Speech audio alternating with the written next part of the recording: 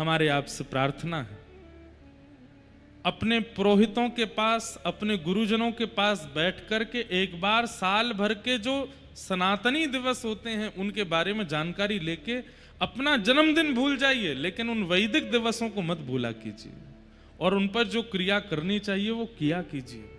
उसी से ही हम लोग बचेंगे, नहीं तो बांग्लादेश, नेपाल, पाकिस्तान, यूक्रेन आदि ये बड़े बड़े शहरों में, देशों में जो हो रहा है वो भारत में भी होने लगेगा, हम सब भी उसके शिकार बन जाएंगे। और विशेष रूप से हमारे युवा, जानिए वैदिक धर्म क्या है, जानिए सनातन धर्म क्या है, उसका पालन कीजिए। तो श्राद्ध पक्ष के ये दिवस चल रहे हैं, ग्रहण से प्रारंभ हुआ श्राद्ध का, ग्रहण पर ही विश्राम होगा। ये कहीं ना कहीं संकेत है कि संभल जाइए, आगे वाला समय थोड़ा और विचित्र होने वाला है, थोड़ा और व्याकुल और विचलित कर देने वाला हो रहा है। इसलिए आप सब लोगों से हमारी प्रार्थना, हरिस्मरण, भगवत स्मरण और अपने पूर्वजों का स्मरण, आचार्यों का स्मरण, गुरु स्मरण करते करते अपना जीवन यापन कीजिए ताकि आपकी रक्षा हो सके। नहीं तो समय कुछ भी स्थिति दिखा सकता है। 2025 में हम लोगों ने क्या नहीं देख लिया। जनवरी से अभी कौन सा चल रहा है, सितंबर, भारत पाकिस्तान का युद्ध देख लिया, विमान का हादसा देख लिया, समुद्री सुनामी आ गई जापान में, कितने अभी पूरे भारत में एक नदी ऐसी नहीं है, अरे पंजाब की ऐसी ऐसी नदियां जिनों में 30-30 साल से जल नहीं था, उनमें भी पानी आ गया। और पानी नहीं आया, ऐसा पानी आया कि गांव के गांव बह गए। हिमाचल में, उत्तराखंड में कितने, एक शहर का तो नामो निशान खत्म हो गया, कितने लोग मारे गए उसमें। हर दिन कुछ ना कुछ हो रहा है, एक दिन भी बिना किसी विचित्र परिस्थिति के नहीं निकल रहा है। मैं आप बचे हैं क्योंकि ठाकुर जी हमारे चित्त में किसी ना किसी रूप से बैठे हैं, लेकिन कल का हमारा भी भरोसा नहीं है। रात्रि में सो रहे हैं, पता चली सुबह कहां हो गए, वो समुद्र ही आ गया मध्य प्रदेश तक, इतनी जोर की उफान भरी महाराज की, बह गए सब। कहां व्यास जी, कहां यजमान जी, सब डूब गए, किसी का आता पता नहीं। इसलिए भैया हर क्षण अंतिम हो सकता है, हर स्मरण करते रहो। होना तो वही है जो ठाकुर जी चाहेंगे, लेकिन हम लोगों को प्रयास करना चाहिए कि हे ठाकुर जी, प्राण जाने का हमको भय नहीं। आप ये मत सोचिएगा कि आपके प्राणों की रक्षा हो इसलिए हम बता रहे हैं, प्राण जाने का भय नहीं है, लेकिन पृथ्वी पर आकर के बिना ठाकुर जी का साक्षात किए अगर हमने प्राण त्याग दिए तो ये हमारा दुर्भाग्य होगा। हे नाथ, एक बार आप प्रत्यक्ष दिख जाओ, एक बार आपकी सन्मुख लीला दिख जाए, फिर भले ही प्रलयकालीन समुद्र डुबा दे, फिर भले ही हिमालय की चोटी से फेंक दिए जाएं, फिर भले ही पूरी पृथ्वी पर आग लग जाए, हम जल जाएं, लेकिन एक बार ये तो हो जाएगा कि जन्म सार्थक किया, इन नेत्रों से आपको प्रत्यक्ष देख लिया। इसलिए नाथ कृपा करो।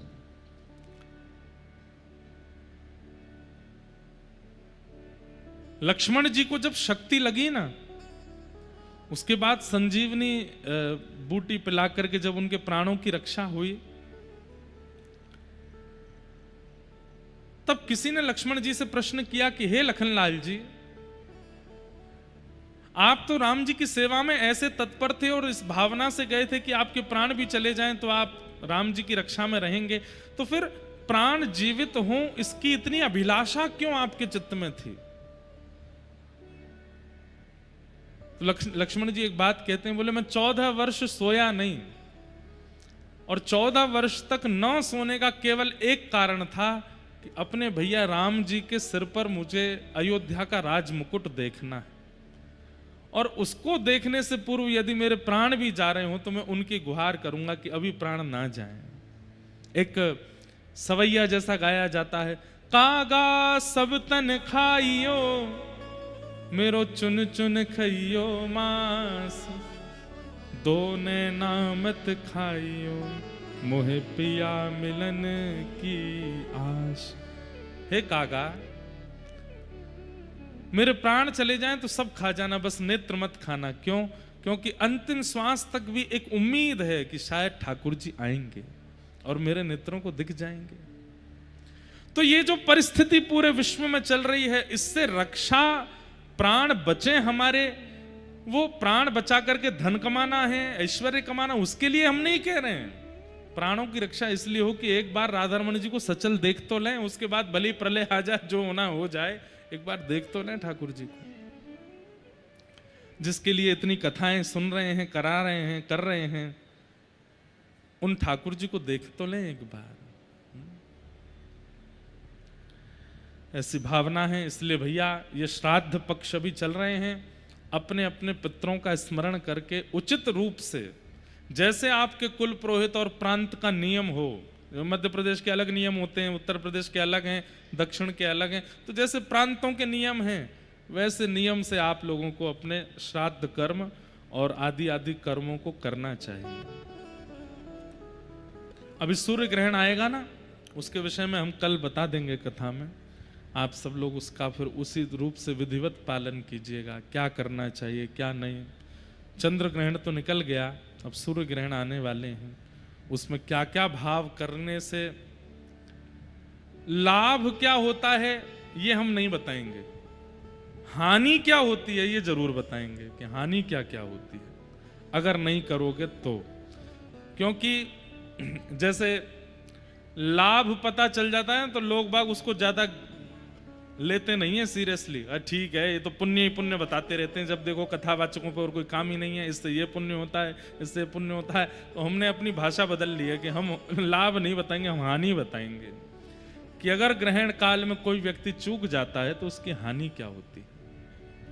अब साइंटिफिक रीजंस देने वाले सोलर एक्लिप्स और लूनर एक्लिप्स को अलग ढंग से देखते हैं, पर आप ये मान लीजिए कि आपका हिंदू वैदिक सनातन धर्म लाखों साल पुराना है और लाखों वर्ष पहले लिख दिया गया है कि सूर्य ग्रहण पर यह होता है, चंद्र ग्रहण पर यह होता है। और आपको एक और बात बताएं, 100 साल के अंदर कब कब ग्रहण पड़ने वाला है ये पूरे विश्व में केवल सनातन धर्मियों को ही पता होगा। बाकी के लोगों को तो सैटेलाइट के थ्रू देखना पड़ता है कि कब लूनर एक्लिप्स है, कब सोलर एक्लिप्स है, पर हमारे यहाँ पंचांग का निर्माण होता है तो 100 साल की पंचांग में लिख दिया जाता है कि कौन सी तारीख को कितने बज के कितने मिनट पर ग्रहण होगा। सब पहले ही निर्मित हो जाता है, सब जानते हैं। इसलिए कई साइंटिफिक रीजंस देने वाले वो आपको रोकेंगे टोकेंगे, ऐसा कुछ नहीं है, ये नहीं है, वो नहीं। आप अपनी बात अपने, वो कहना तुम्हारी बात मान ली, लेकिन हम अपने धर्म का पालन करेंगे, जो हमारे यहाँ नियम है हम उसी से ही उसको करेंगे।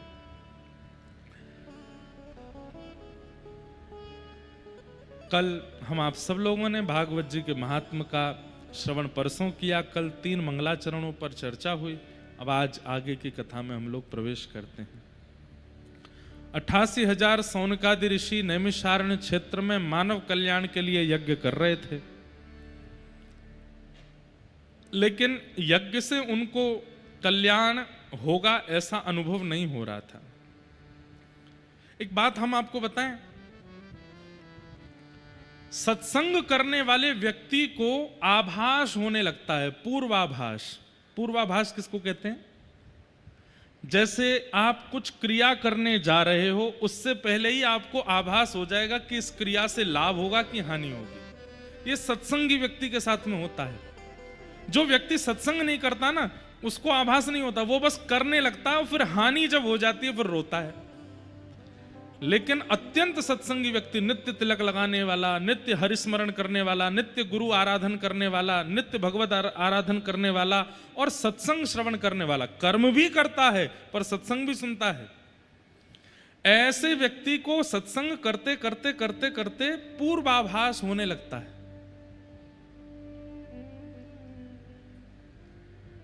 आपने अपनी पुत्री के लिए कोई वर ढूंढा, इसका ब्याह इनसे कराएं, तो वर के सामने आते ही और उसके परिवार के सामने आते ही आपको नेगेटिव वाइब्स आने लग जाएंगे। भले ही वो करोड़पति हो, भले ही वो पढ़ा लिखा डॉक्टर इंजीनियर हो, लेकिन आपका मन नहीं मानेगा कि इससे अपनी पुत्री का ब्याह करूं। ये पूर्वाभास, ये सत्संगी को होता है। कहां जाना चाहिए, कहां नहीं जाना चाहिए, इसका मतलब हम ये नहीं कह रहे कि आप कोई त्रिकालदर्शी हो जाते हो, और कहीं अभिमानी मत बन जाना भैया कहीं त्रिकालदर्शी हो जाओ और हमको तो सब पता चल जाता है। नहीं, ये हम आपको अपना अनुभव बता रहे हैं।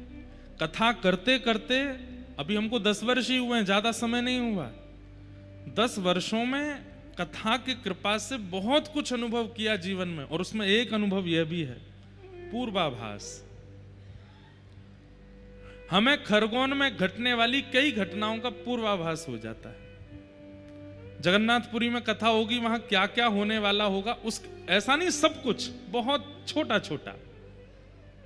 जैसे ऐसा अनुभव हो जाएगा कि कोई ऐसा व्यक्ति आएगा, वो ऐसी प्रकार की बात करेगा, या कोई ऐसा कुछ होगा, या एक दिन मंदिर के दर्शन में भागूंगा लेकिन दर्शन नहीं होंगे, मंदिर बंद हो जाएगा, मैं लेट हो जाऊंगा। ऐसे कुछ ना कुछ पूर्वाभास होते हैं, और ये केवल मुझे नहीं हो रहे हैं, हर सत्संगी व्यक्ति को होने लगता है। पूर्व आभास, और दूसरा पूर्व के किए हुए कृत्यों का प्रायश्चित बोध। मैंने कल क्या किया, परसों क्या किया, तरसों क्या किया, अब वो उसमें से क्या गलत था जो मुझे आगे नहीं करना, उसका बोध, ये भी सत्संग कराता है।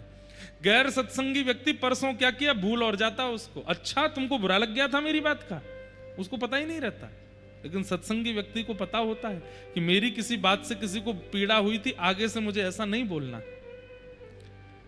सत्संग केवल भगवत प्राप्ति नहीं कराता है, आपका श्रृंगार करता है। वास्तव में मानव जैसा होना चाहिए, उसको मानव बनाता है सत्संग। हमारे शास्त्र आज्ञा करते हैं कि जाढ्यम धियो हरति सिंचति वाचि सत्यम, मानोन्नति दिशतु पापम पाकरोति, लक्ष्मी तनोति वितनोति च दिक्षु कीर्ति, सत्संगति कथय किम न करोति पुंसा। सत्संग सब कुछ देता है, और उसमें सबसे पहला पूर्वाभास। व्यक्ति की शब्दावलियों से, व्यक्ति के नैनों के मटकाहट से, व्यक्ति के उठने बैठने के ढंग से आपको पता चल जाएगा कि यह व्यक्ति संबंध बनाने योग्य है कि नहीं। 3 चीजें होती हैं किसी भी व्यक्ति को। अब एक तो हम अभी बता देते हैं तीनों चीजें, बाकी ये तीनों बतानी नहीं पड़ेंगी, सत्संग करने वाले व्यक्ति को अपने आप आभास होगा। नेत्रम वक्त्रम विकारेण। सबसे पहले किसी भी व्यक्ति से मिलिए, उसके नेत्रों में देखिए, अगर उसके नेत्रों में बहुत चपलता हो, चंचलता हो, 2 मिनट में इधर घूम जाते हैं, फिर इधर घूम जाते हैं, और ऐसे टेढ़ी टेढ़ी नजर करके देखते हैं, सीधे देख सकते हैं लेकिन ऐसे ही देखते हैं। कथा जब होती है तब सोए सोए से हो जाते हैं, और जब पिक्चर चलती है तब आंखें जो हैं वो ऐसे खुल जाती हैं, 440 वोल्टेज हो गया हो। सबसे पहली पहचान व्यक्ति के हृदय की उसके नेत्रों से होती है। वो परिस्थिति में कैसे नेत्र रखता है, बहुत बड़ी पहचान है। कई लोगों को आप शादियों में देखेंगे, शादी ब्याहों में उनके नेत्र वो यही देख रहे होते हैं, कितना लेन देन हो रहा है, कितना दिया जा रहा है, कितना लिया जा रहा है, कितना दिया, कितना किया, क्या हुआ, कौन क्या पहन के आया, क्या नहीं पहन के आया, वो इसी में ही है। और ऐसे लोग कथा में भी यही देखते रहते हैं। कथा सामने चल रही पर वो पीछे देख रहे हैं, वो क्या पहन के आया, वो क्या लेके आया, वो क्या करे। नेत्रों की स्थिति आपके हृदय का परिचय कराती है। कई लोग ऐसे बैठे होते हैं कथा में, हमको तो सब दिखते हैं, 3 घंटे वो पलक भी नहीं झपकते, वो ऐसे ही देखते रहते हैं और सुनते रहते हैं। और सबसे बड़ी बात बताएं, जिसका पूरा स्ट्रक्चर सीधा, सिर भी सीधा, गर्दन भी सीधी, अंग भी सीधे, एक आसन में, और जो ऐसे बैठकर पूरी कथा सुन रहा होता है, समझो एक एक शब्द भीतर प्रविष्ट हो रहा है। तो सबसे पहला व्यक्ति का परिचय कराता है उसके नेत्र। नेत्रों में यदि बहुत चपलता है तो इसका मतलब मन एकाग्र नहीं है व्यक्ति का। लेकिन नेत्र धीर हैं, गंभीर हैं, एकाग्र हैं, समझो हृदय विचलित नहीं है, इसका वशीकृत है। तो पहली पहचान, कभी भी किसी से भी मिलो, अब विवाहित जितने भी छोरा बैठे हैं यहां पे, जा छोरी ते ब्याह होने वारो हो, वाके पहले नेत्र नहीं देख लियो, पतो चली महाराज नेत्रन में डूब गए। थोड़ा ध्यान पूर्वक जाना, गुरु जी की बात मान के जाना, नेत्रों में देखना। इसीलिए पता है, जब पुराने समय में ब्याह होते थे ना, तो लड़का लड़की जब उनका पहला मिलन घर वाले कराते, तो उसमें कन्या जो होती है वो आंख खोलती नहीं है, यूं ही बैठी रहती है, कहीं देख नहीं ले आंखों में, इसको आंखों से पता ना चल जाए। और केवल पुरुष ही क्यों, कन्याएं भी उसके नेत्रों में देख लो। सबसे बड़ी पहचान व्यक्ति के उसके नेत्र होते हैं, उसके नेत्रों की स्थिति क्या है। दूसरा, वक्त्रम, शब्द। आपने कोई बात की और उस बात को कहने में सामने वाले ने प्रत्युत्तर में किन किन शब्दों का प्रयोग किया, उन शब्दों से व्यक्ति की स्थिति पता चलती है। शब्द बहुत डिक्शनरी वाले हों ये आवश्यक नहीं है, बहुत गंभीर शब्दों का प्रयोग आवश्यक नहीं होता है, पर शब्दों की नरमता और शब्दों की सुगमता और शब्दों की प्रवाहता, उससे पता चल जाता है कि व्यक्ति कैसा है। ये हम अपनी टेक्निक बता रहे हैं लोगों को पहचानने, हम तो हजारों लोगों से मिलते हैं रोज। नेत्रम, वक्त्रम। कई बार ऐसा होता है कि लोग मिलने आते हैं ना, तो लोगों को कई बार ऐसा लगता है कि हम महाराज जी के आगे मोटा लिफाफा चढ़ाएंगे तो ये हम पे कृपा करेंगे। हम पहले ही समझ जाते हैं, सामने वाला व्यक्ति आया, प्रणाम किया, लिफाफा ऐसे आगे खिसकाएगा पैर की तरफ, हम कहते हैं जय श्री कृष्ण, चलो आन दो। और पीछे वाला व्यक्ति बेचारा, वो ना तो उसके कपड़े इतने बढ़िया थे, ना उसके बाल इतने बढ़िया थे, ना माला अच्छी वाली लेके आया था, लेकिन नेत्रों में प्रेम था। और उसको देख के फिर मन होता है कि इसको थोड़ा पुचकार ले, इसको थोड़ा माला वाला पहना दें, इसको थोड़ा हृदय से लगा ले। तो कई लोग चिढ़ जाते हैं इस बात से, बोले वो व्यक्ति, हमने बुलाया महाराज जी को, ये उस व्यक्ति से इतना प्रेम क्यों कर रहे हैं। और ये स्थिति पता चल जाती है। और ये मेरे साथ ही नहीं, आपको भी होगा। जब आप सत्संगी बनने लग जाएंगे, आपको भी अनुभव होने लग जाएगा कि कौन उचित कौन अनुचित है। नेत्रम, वक्त्रम, वाणी, शब्द बताते हैं कि व्यक्ति कैसा है। और तीसरा, विकारेण, सिर से लेके पैरों के खड़े होने की अवस्था, बैठने की अवस्था, लेटने की अवस्था, खाने की अवस्था, एक एक अवस्था से पता चलता है कि व्यक्ति कैसा है। जैसे कोई व्यक्ति रिलैक्स मोड में जाता है तो कमरे में जाते वो रिलैक्स कैसे करता है, एक पांव तकिया पे धर दिया, एक पांव नीचे लटका है, यूं लेट गए, समझो कि महाविकारी व्यक्ति है। भाई रिलैक्स भी करता है तो सीधा सीधा ही आराम से, तो समझो कि इसका चित्त एकाग्र है। कई लोग भोजन करते हैं, भोजन करते समय कुछ भी खा रहे हैं। कई लोगों को हमने देखा, जैसे दूध और दही, इन दोनों का विरोध होता है, दूध दही साथ में नहीं खाने चाहिए। कई लोग खा जाते हैं, वो दूध की सामग्री भी खा लेते हैं, फिर उसके ऊपर दही भी पी लेते हैं। पेट में विस्फोट हो जाएगा तुम्हारे, कैसे कर सकते हो? तो कई लोग कर लेते हैं। और एक हमारे पंडित जी हैं, यहां तो नहीं आए वो तो मुझे चैलेंज करते हैं, बोले मुझे चाय पिला दो फिर छाछ भी पिला दो, मैं ठीक रहूंगा। मैंने, भाई तो कैसे कर लेते हो आप ऐसा? पर ये भोजन में जो ये विकार है, ये कहीं ना कहीं हृदय की स्थिति बताता है। बहुत तीखा खाने वाला व्यक्ति, बहुत ज्यादा गरम गरम प्रसाद पा लेने वाला व्यक्ति, जैसे मंदिरों में प्रसाद जब पाते हैं ना, तो वो अमूमन ठंडा ही हो जाता है, क्योंकि ठाकुर जी को भोग लगा, उसके बाद रोटी भी ठंडी, दाल चावल सब ठंडे ही हो जाते हैं। उसके बाद कई लोगों को भाता नहीं, वो उसको फिर ओवन में गर्म करते हैं, फिर पाते हैं। विकार युक्त प्रसाद पाने वाला व्यक्ति, उसका भी हृदय बता देता है कि ये उचित नहीं है। बहुत तीखा खाना, बहुत ऐसा रहना, ये भी उचित नहीं है। और खाते समय बहुत गिरना, यहां भी गिर रहा है, वहां भी गिर रहा है, कपड़े पे भी गिर रहे हैं, मुंह पूरा सन गया है, दोनों हाथों से खा रहे हैं, इससे भी खा रहे हैं। इससे तो खाना ही नहीं चाहिए। अपने उल्टे हाथ से तो थाली भी स्पर्श नहीं करनी चाहिए सन्मुख रखने के बाद। पर हम लोग अंग्रेज हो गए हैं, शादियों में भी बुफे चलता है, एक हाथ में लेके उसे डालते रहते हैं, खाते रहते हैं। नहीं, विकारेण।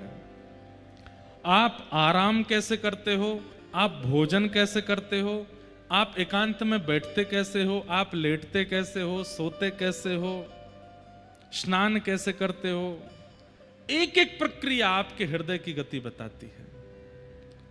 और जो व्यक्ति इन तीनों में निपुण होगा, नेत्र गंभीर हैं, वाणी भी सधी हुई है और विकार आकार भी शुद्ध है, उस व्यक्ति का हृदय निश्चित एकाग्र होगा, विचलित नहीं होगा। और यह पता चल जाता है एक वैष्णव व्यक्ति को, एक सत्संगी व्यक्ति को, इन तीनों से पता चल जाता है कि व्यक्ति कितना संबंध बनाने योग्य है, कितना समीप बुलाने योग्य है।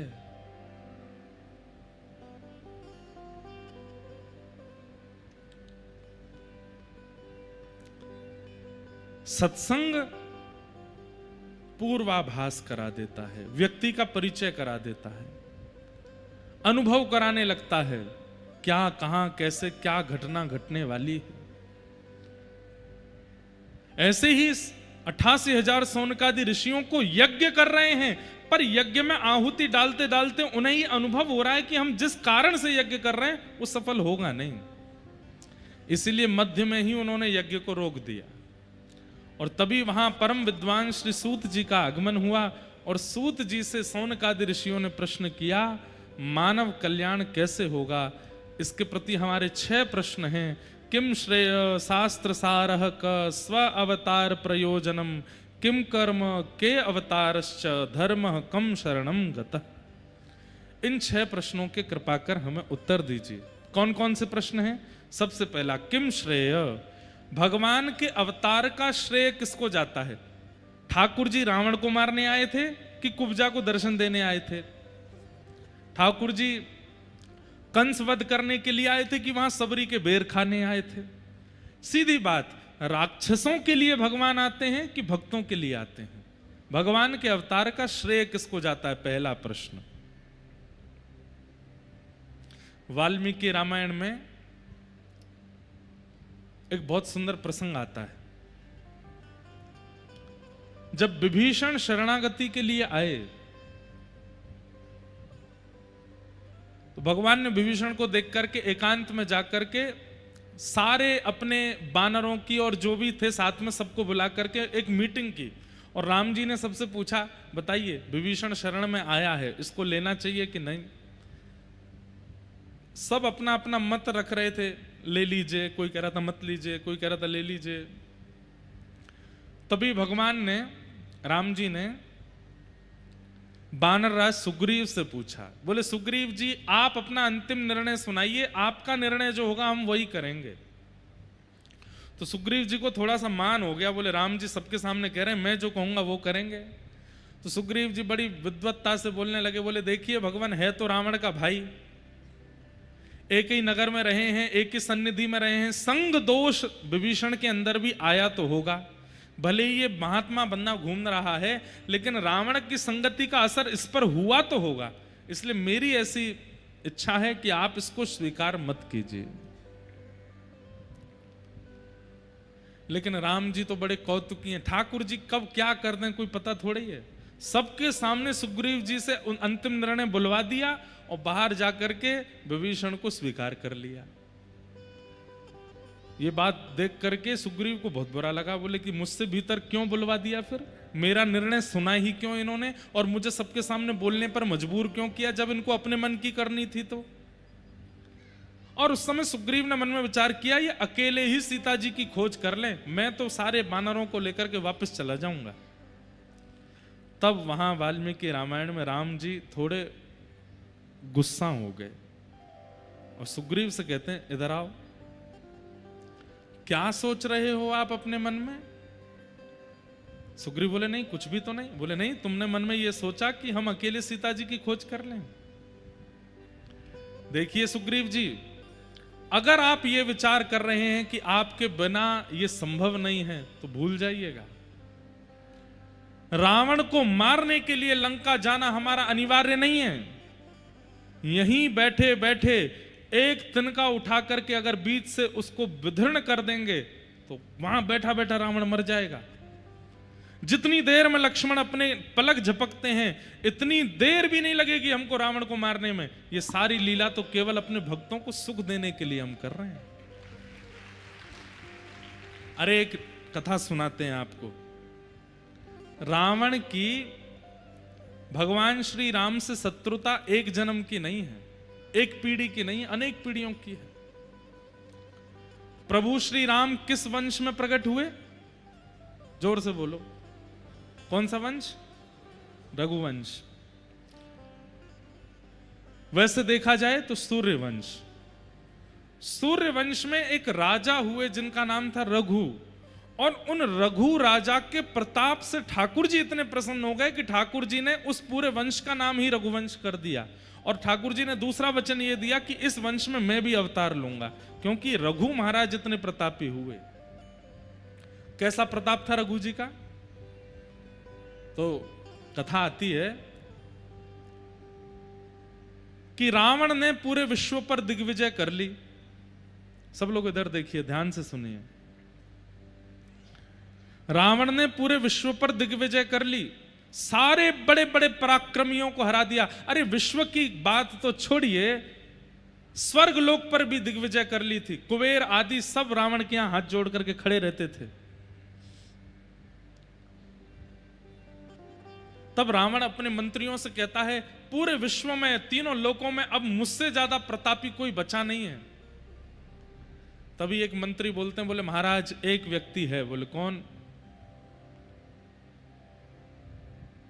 उत्तरीय क्षेत्र में, भारत के उत्तरी क्षेत्र में विराजमान रघु महाराज। रावण इतना पुराना है, रघु महाराज के समय पे भी रावण था, तब युवा था रावण। भगवान राम के समय पे भी वृद्ध नहीं हुआ था। हमारे नाना जी कभी कभी राम कथा सुनाते हमको तो बताते थे, रावण कोई वयोवृद्ध नहीं था, राम जी से आयु में बड़ा दिखता था ऐसा नहीं। उसको देख करके ऐसा लगता था कि उसके पुत्र उसके पुत्र अक्षय कुमार आदि भी उसके सामने बड़े लगते थे। रावण इतना युवा लगता था, कोई आलस्य नहीं, कोई झुर्रियां नहीं, कोई बाल सफेद नहीं उसके, वैसा ही पराक्रमी था। लेकिन रघु महाराज के समय उसका पराक्रम और भी ज्यादा तीव्र था, क्योंकि वो उसका प्रारंभिक समय था।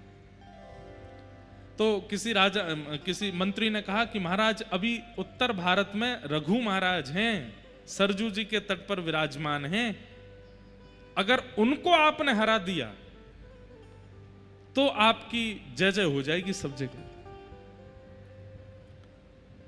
तो रावण का एक काम था, वो किसी भी पराक्रमी व्यक्ति के पराक्रम के सोर्स को देखता था कि कोई भी व्यक्ति बलवान किस कारण से है।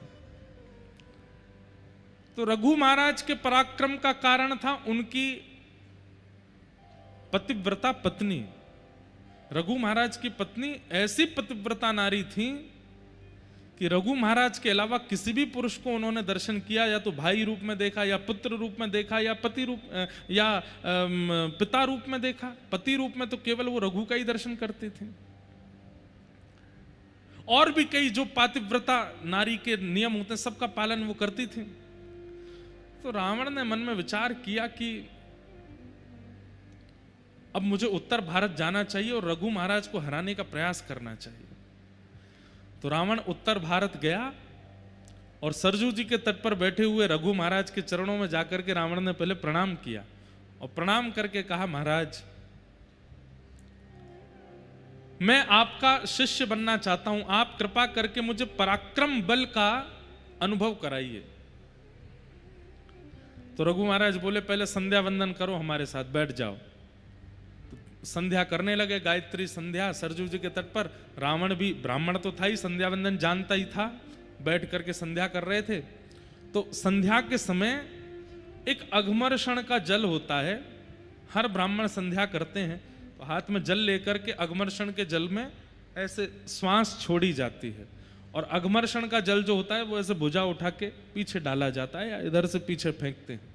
कहते हैं अघमर्षण का जल यदि हरे भरे वृक्ष पर गिर गया तो वो सूख जाएगा।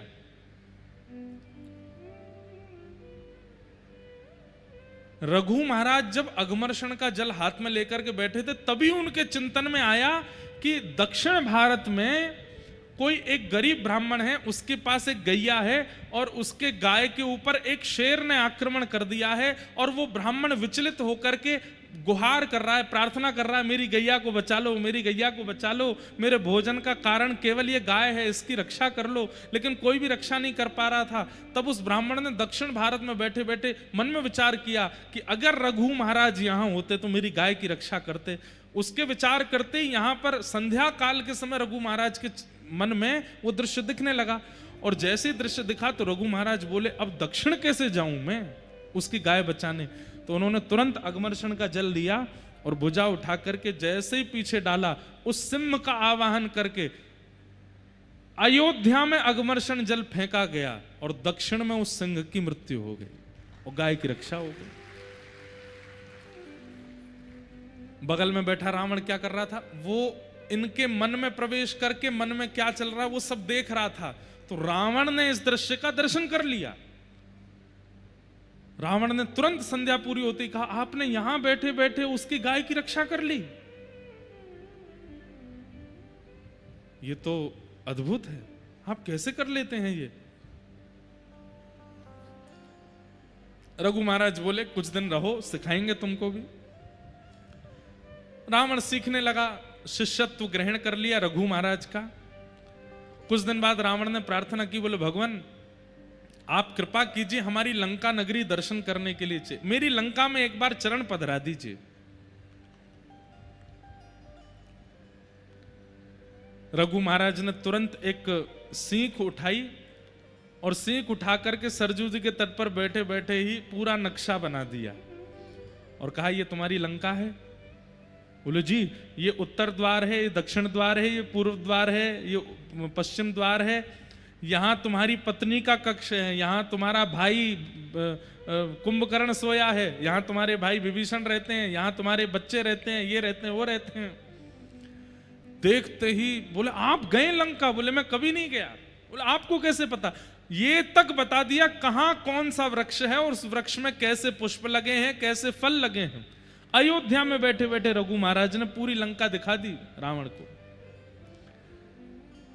इतने में ही रावण चरणों में जैसे गिरा तो थोड़ा रावण से बचने के लिए, थोड़ा पीछे हटने के लिए उनका जो हाथ था रघु महाराज का, वो लंका के बनाए हुए नक्शे के एक कोने में थोड़ा पड़ गया, तो वो लंका का वो नक्शा जो था एक कोने से मिट गया। तो रघु महाराज बोले राम राम राम राम, ये तो अनर्थ हो गया। तो रावण बोला क्या हो गया? बोले ये गलती से हमारा हाथ पड़ गया, इतना हिस्सा तुम्हारी लंका का समुद्र में डूब गया होगा। रावण बोला आप क्या बात कर रहे? बोले जाके देख लो। रावण जब गया तो उतना हिस्सा टूट के समुद्र में डूब गया था। रावण ने कहा भैया ये सामान्य नहीं है, मैं कितना भी इनके चरणों में रह लूं ऐसी विद्या तो मैं प्राप्त कर ही नहीं पाऊंगा। अगर मैं ऐसी विद्या प्राप्त नहीं कर सकता तो ऐसे विद्या वाले को रहने भी नहीं दूंगा पृथ्वी पर। अब रघु महाराज से मुझे सीखना नहीं है, इनको नष्ट करना है, क्योंकि मुझसे पराक्रमी ज्यादा है और मैं ऐसा पराक्रम कभी नहीं सीख पाऊंगा। बहुत दिन बाद हमको ये कथा याद आई है, ध्यान से सुनना। तो रावण ने क्या किया? बोले अब इन जैसा तो मैं नहीं बन पाऊंगा, तो इन्हीं को नष्ट कर दूं। और कैसे नष्ट करूंगा? बोले इनको नष्ट करने का एक ही उपाय है, इनके पत्नी का पातिव्रत धर्म नष्ट हो। और वो कैसे होगा? तो एक दिन रघु महाराज कहीं दूर देश गए हुए थे। रावण ने मन में विचार किया आज मैं रघु महाराज का रूप धारण करके जाऊंगा और इनकी पत्नी का पातिव्रत नष्ट कर दूंगा। रावण रघु महाराज का रूप बना करके अयोध्या में घुस गया सब लोगों को लगा कि रघु महाराज जी हैं, सब प्रणाम करने लगे, सब वंदन करने लगे। लेकिन जैसे ही रावण ने अपने निज कक्ष में प्रवेश किया रघु महाराज के, तो रघु महाराज की पत्नी, उन्होंने जैसे ही नेत्र उठा करके देखा, देखते ही पहचान गई और बोली, रावण तुम्हारी इतनी हिम्मत, तुम मेरे कक्ष तक घुसे चले आए भीतर। तो रावण बोला, मेरे रूप को कोई नहीं पहचान पाया, आप कैसे पहचान गए? तो बोले, रघु महाराज का एक नियम है। बोले, क्या? वो जब अपने राजभवन में प्रवेश करते हैं तो उनके मस्तक पर अयोध्या के रज के कण दिखाई देते हैं। वो नित्य अयोध्या को प्रणाम करते हैं, यहाँ की रज को लगा करके आते हैं, और तुम्हारे माथे पर वो रज दिखाई नहीं दे रही। तुम उन जैसा रूप तो बना लिया, लेकिन उन जैसे नियम नहीं ला पाए हो, इसलिए मैं पहचान गई हूं कि तुम रावण नहीं, तुम रघु नहीं हो। और भी कई नियम हैं।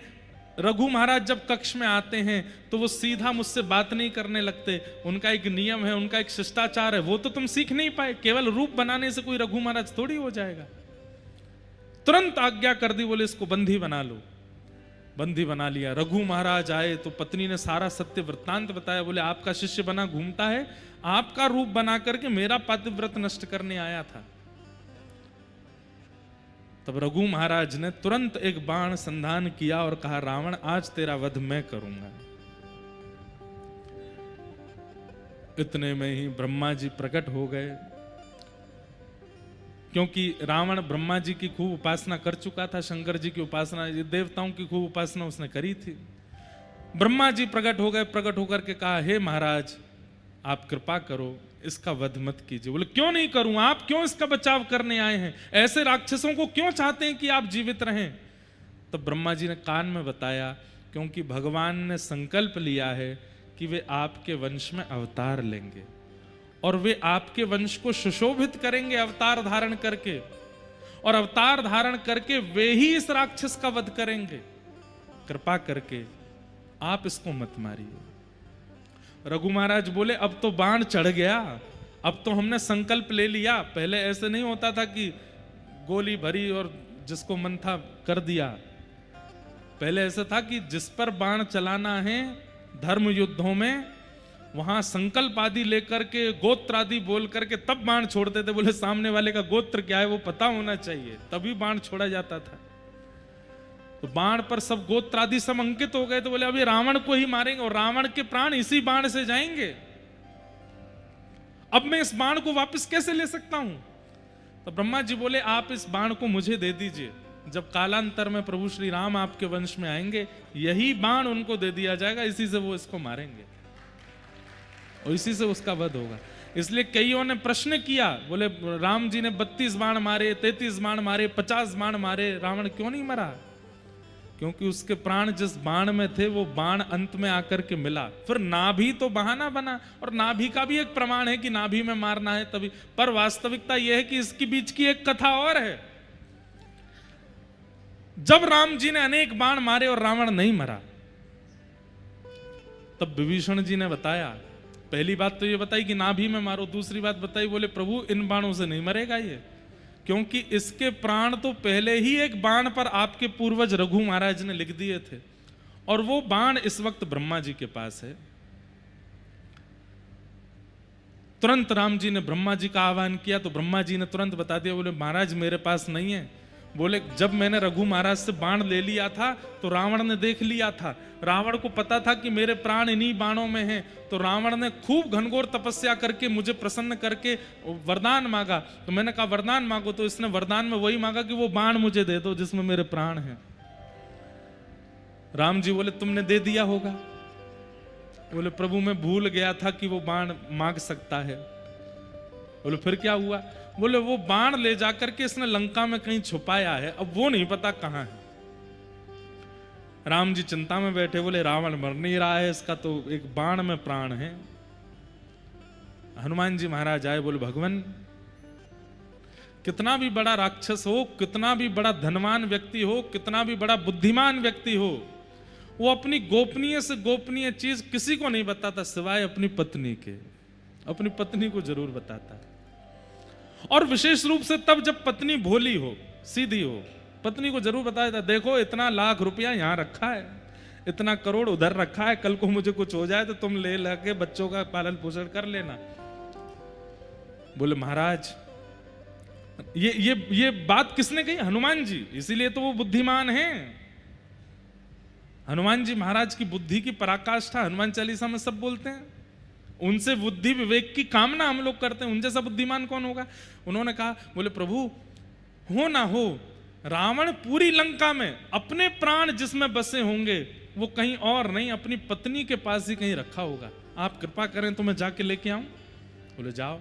तो हनुमान जी ने एक बटुक ब्राह्मण का रूप बनाया, पहुंच गए मंदोदरी के पास। अब मंदोदरी तो रो रही थी और रो करके बस प्रार्थना कर रही थी, हे महादेव मेरे पति की रक्षा करो, मैंने सुना है इतने बाण राम जी ने चला दिए, अभी तक तो सब ठीक है, कृपा करके मेरे पति की रक्षा करो। इतने में ही हनुमान जी आ गए ब्राह्मण का रूप धारण करके। तो मंदोदरी के पास जैसे ही पहुंचे तो ब्राह्मण देख करके और चरण पकड़े, हे विप्र देवता आप मेरे पतिदेव को आशीष दीजिए ना, उनका बाल बांका ना हो, ये राम जी तो भगवान है, ये उनको मार ही देंगे, मेरा सुहाग चला जाएगा, कृपा कीजिए ना। देवी तुम क्यों रोती हो? अरे तुम भूल गई क्या? और हनुमान जी ऐसे बात कर रहे हैं जैसे इनको सब पता है। तुम भूल गई क्या? क्या? अरे एक बाण है जिसमें रावण के प्राण बसते हैं और वो बाण यहीं लंका में ही उसने छुपा रखा, जब तक वो बाण नहीं मिलेगा तब तक राम जी उसको कैसे मार देंगे? अब ये तो हो गई थी हजारों साल पुरानी बात। मंदोदरी बोले, अरे हाँ वो बाण तो मेरे ही भवन में रखा है। हनुमान जी बोले, पता तो चल गया है, एग्जैक्ट हाउस नंबर और पता चल जाए वो कैसे पता चलेगा?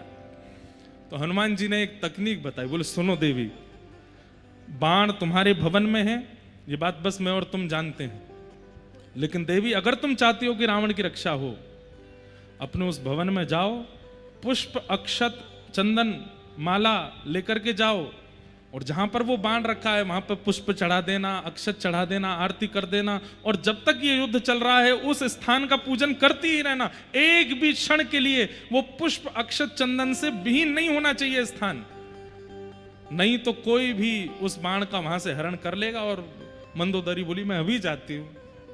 हनुमान जी बोले, जाओ, अब मैं भी मक्खी बन के आऊं पीछे। हनुमान जी लेक्से से बन गए। मंदोदरी गई थाली सजा करके अपने निज भवन में, खूब सारे खंबे लगे थे, उनमें पीछे एक खंबा था जिसमें वो बाण चिना हुआ था भीतर। मंदोदरी गई, वहीं जाकर के जैसे ही माला चढ़ाई, अक्षत आदि लगाए, हनुमान जी छोटे से बन के गए, इतने में विशाल रूप धारण किया और एक मुष्टिक प्रहार करके खंभ भेदन करके भीतर से बाण निकाला, लेकर के सीधे राम जी के पास गए और जाके चरणों में अर्पित कर दिया, लीजिए प्रभु मार दीजिए। और तब राम जी ने अंतिम बाण धारण करके जैसे ही रावण में मारा, वध हो गया। कितनी कथाएं, कितने गुप्त रहस्य सब जगह निर्मित हैं, लिखे हैं। कोई भी चीज ऐसी है नहीं, 60 कोटि रामायण है, करोड़ों रामायण है, ऐसी ऐसी कथाएं हैं जो कभी किसी ने सुनी नहीं। पर इस पूरी कथा को सुनाने का हमारा उद्देश्य क्या था? रावण का वध करने के लिए राम जी नहीं आए हैं, रघु महाराज के वंश पर कृपा करने के लिए आए हैं, सबरी पर कृपा करने के लिए आए हैं, जटायु पर कृपा करने के लिए आए हैं, हनुमान जी पर कृपा करने के लिए आए हैं, विभीषण पर कृपा, क्योंकि स्वयं भगवान कहते हैं दुष्टों का संहार वैकुंठ में बैठे बैठे मैं कर सकता हूं, लेकिन सबरी के बेर वैकुंठ में कैसे खाऊंगा? उसके लिए तो मुझे आना पड़ेगा ना।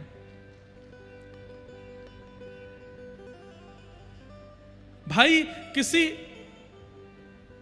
अप्रेमी व्यक्ति का त्याग तो आप घर में बैठे बैठे डिसीजन ले लोगे कि मैंने उसका त्याग किया, लेकिन किसी को स्वीकार करने के लिए तो उसके पास जाना पड़ेगा ना। आपके 100 मित्र हैं, 100 में से एक से आपका मन उखड़ गया तो उसको बोलने थोड़ी जाओगे कि भाई मैं तुझसे दोस्ती तोड़ रहा हूं। घर में बैठे, अरे यार इसकी बातें बड़ी खराब हैं, इसकी आदत बड़ी खराब है, अब कल से मैं इससे नहीं मिलूंगा, हो गया अनफ्रेंड, तोड़ दिया संबंध। लेकिन किसी से मित्रता करनी होती है तो उसके पास जाना पड़ता है, उससे मिलना पड़ता है, उसके पास बैठना पड़ता है, उससे बातें करनी पड़ती हैं। राक्षसों को तो वध करना, वध तो ठाकुर जी कहीं से भी कर सकते हैं, लेकिन जिन भक्तों पर अनुग्रह करना उसके लिए तो उनको जाना पड़ेगा। इसलिए ठाकुर जी का अवतार राक्षस वध के लिए नहीं हुआ है, भक्तों पर कृपा करने के लिए। हमारे लिए आए हैं ठाकुर जी, राक्षसों के लिए थोड़ी आए हैं। तो पहला प्रश्न, भगवान के अवतार का श्रेय किसको जाता है? हमको जाता है। हमारे लिए आए ठाकुर जी, आपके लिए आए ठाकुर जी, वो राक्षसों के लिए थोड़ी आते हैं ठाकुर जी।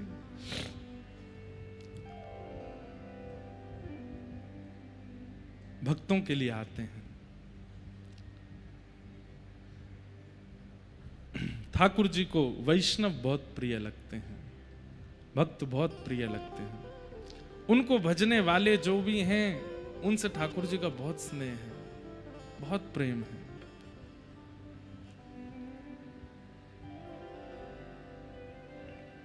किम श्रेय शास्त्र सारः क, इतने शास्त्रों का सार क्या है?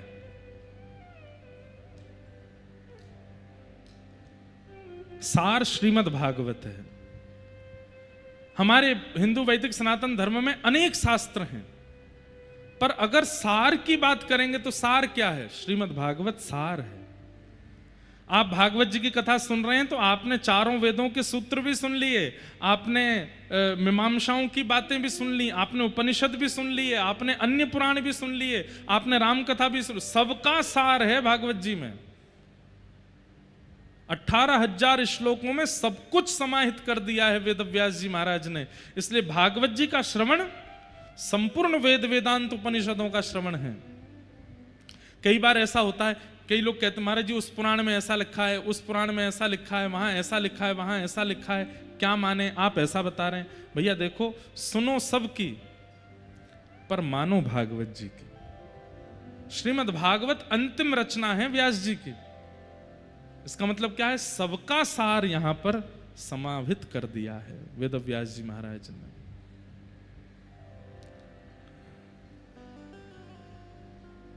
शास्त्र सारः क, स्व अवतार प्रयोजनम, भगवान के इतने अवतारों का प्रयोजन क्या है? कभी मछली बन के आते हैं, कभी कछुआ बन के आते हैं, कभी नृसिंह बन के आते हैं, कभी बराह बन के आते हैं, कभी परशुराम बन के आते हैं। सीधी बात है, ठाकुर जी नर बन के आ सकते हैं तो बार बार रूप क्यों बदलते हैं? रूप बदलने का कारण क्या है? उत्तर भगवान देते हैं, ये यथा मां प्रपद्यन्ते तांस्तथैव भजाम्यहम्। जो मुझे जैसे भजता है मैं वैसे ही उसके सामने प्रकट होता हूं। देवताओं ने पर्वत धस रहा है मंथन करते समय, वो धसे ना, इसलिए समुद्र के अंदर कोई ऐसा सपोर्ट आना चाहिए जिससे ये पर्वत उठ जाए। उस भाव से ठाकुर जी को पुकारा तो कछुआ बन के आ गए ठाकुर जी।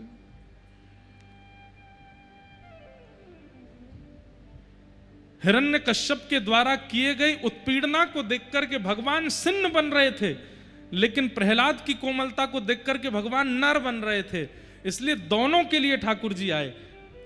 अपने भक्त पर उत्पीड़ना करने वाले उस हिरण्यकश्यप को सिन्न की तरह मारना चाहते हैं और प्रहलाद को नर की तरह प्रेम करना चाहते हैं, इसलिए नरसिंह बन करके आ गए। ठाकुर जी का एक एग्जैक्ट रूप नहीं है, जो जैसा भजता है ठाकुर जी वैसे बन के आ जाते हैं, वैसे ठाकुर जी प्रकट हो जाते हैं। इसलिए श्रीमद् भागवत के द्वारा सुंदर सुंदर ठाकुर जी का रूप बताया जाता है। ठाकुर जी का मुख ऐसा है, ठाकुर जी के नेत्र ऐसे हैं, ठाकुर जी की नासिका ऐसी, ठाकुर जी का श्रृंगार ऐसा, ठाकुर जी की चाल ऐसी, ठाकुर जी के वस्त्र आभूषण ऐसे हैं। सर्वांगीण रूप का सुंदर वर्णन किया जाता है ताकि वैसे ही व्यक्ति उनका चिंतन करे तो वैसे ही ठाकुर जी प्रकट होंगे उसके सामने।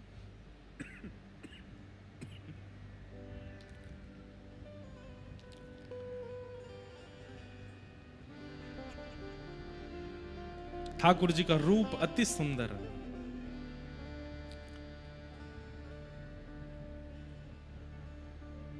चांद सा सलोना मुख, लटें घूंघरारी हैं। चांद सा सलोना मुख, लटें घूंघरारी हैं। भौएं हैं कटीली आंखें, तिरछी कटारे हैं। भौएं हैं कटीली आंखें, तिरछी कटारे। हो या को चंदन सो महके बदन, हो मेरा या पे अटक गया मन, हो मेरा या पे अटक गया। राधा रमण मेरो, राधा रमण रे, राधा रमण मेरो, राधा रमण रे, राधा रमण मेरे, राधा रमण, राधा रमण मेरे, राधा रमण। अति सुंदर हैं ठाकुर जी। जहाँ श्री राधा जू संग में रमण करो प्यारे, जहाँ श्री ऐसा चिंतन करो ठाकुर जी का, ऐसे ही प्रकट होंगे फिर।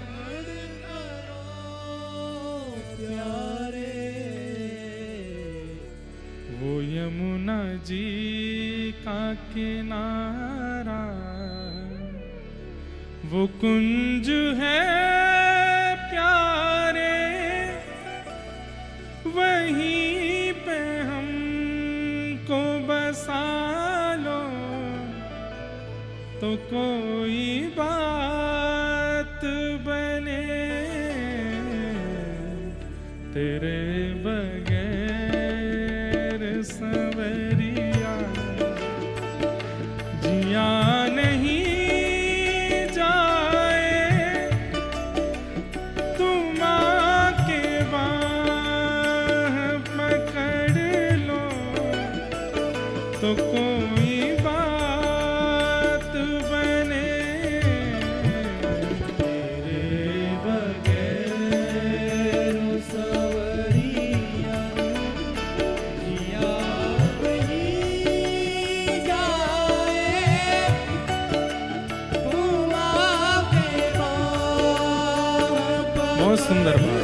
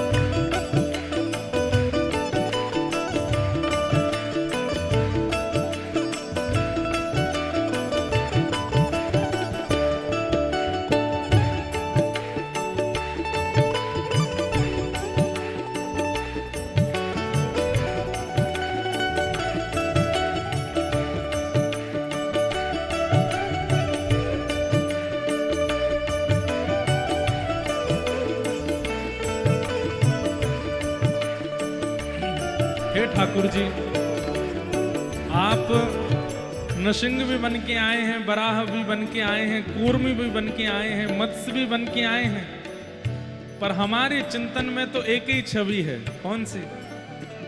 न जाने कौन सी बाकी अदा तुम्हारी है, न जाने कौन सी बाकी अदा तुम्हारी है, न जाने कौन